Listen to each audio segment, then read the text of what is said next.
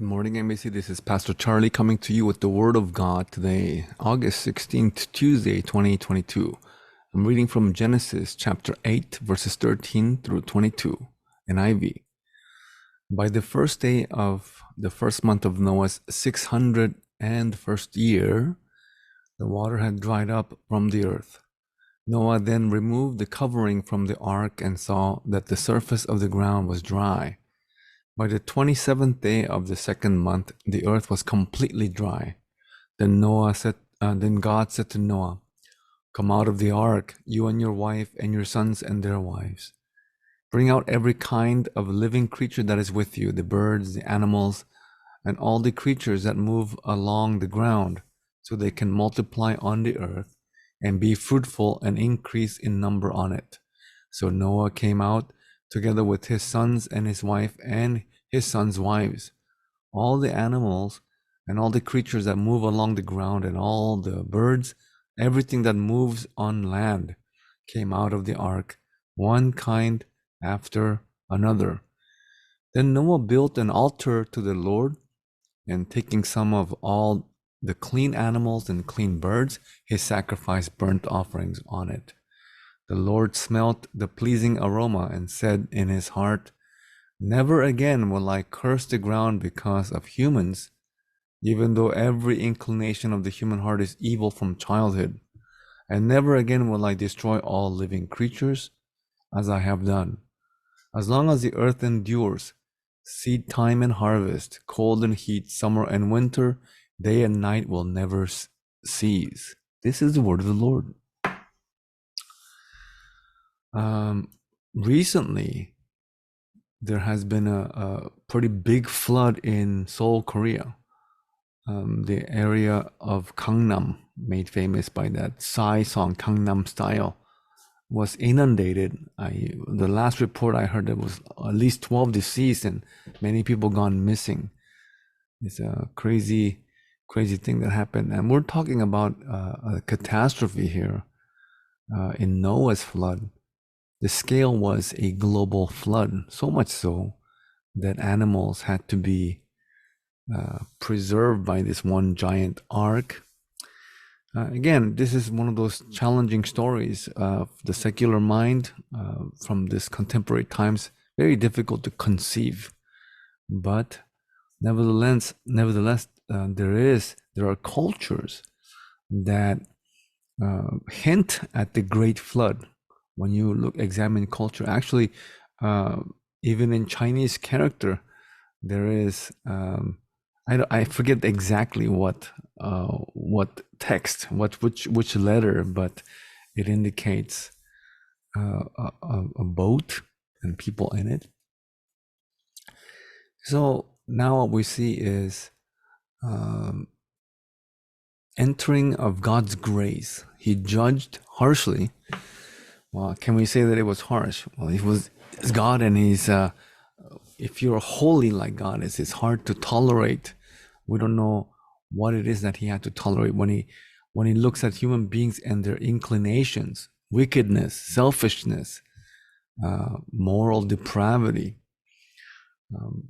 these things, murderous hearts, hatred, these kinds of things, constantly bombarding their existence. Well, maybe in one way or another, we could see it as a favor, but the water recedes.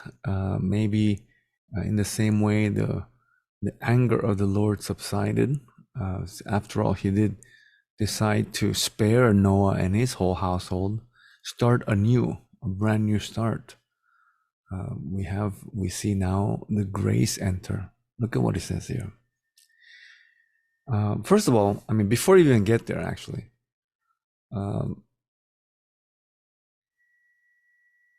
the first thing that Noah does after he comes out, in verse 20, after he comes out, all the animals are released into the dry land. Then Noah built an altar to the Lord, taking some of all the clean animals and clean birds, kosher, right? He sacrificed burnt offerings on it. Now, clean animals and clean birds, I don't know if this is referring to ceremonially clean, because the actual law, the ceremonial law, was given much later through Moses. Maybe it just means clean in that they were not defective, right? Whole animals that were worthy of sacrifice to God. He sacrificed burnt offerings on it. On a side note, kind of a bit, maybe with some humor or joking. In America, we have the barbecue. It's a time-honored thing that we do.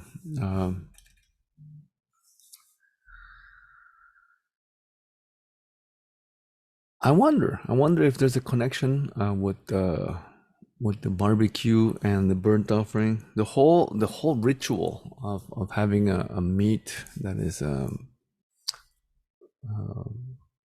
put to the fire on the grill, right?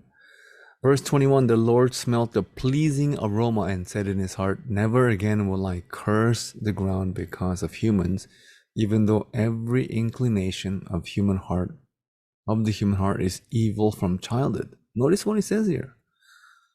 He will not curse the ground because of us, because of human beings, even though every inclination, every leaning of our heart is evil from childhood.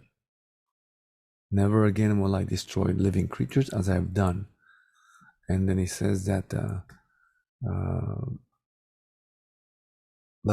as long as the earth endures, days and night will never cease.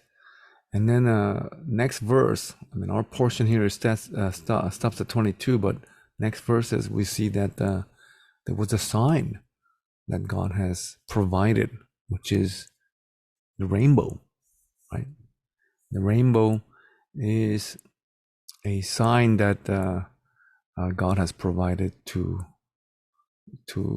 commemorate this promise.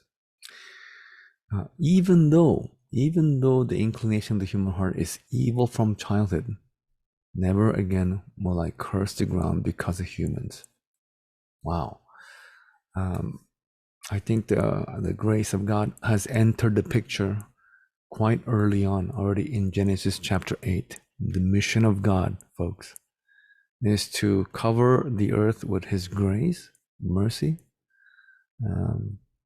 Many things happen from Genesis till now, and many ups and downs, but this is the will of God. The will of God is to forgive and to guide his children, guide us towards himself. It's a very reassuring passage. It does help us kind of reframe the recent flood that happened in Korea.